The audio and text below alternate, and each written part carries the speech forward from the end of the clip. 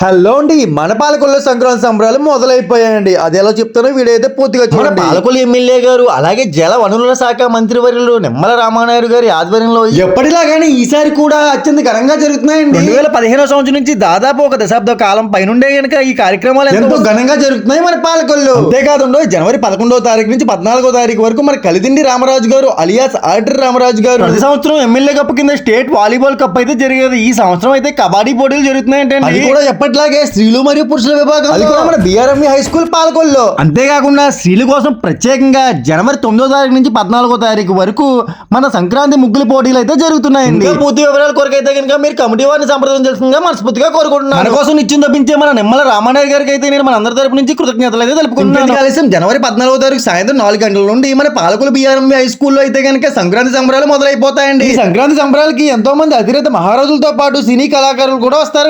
ముందు ఛానల్ అయితే ఫాలో కొట్టేయండి. ఇట్లు మీ పాలకొల్లు హీరో ఛానల్ వెంకటేష్ నాని.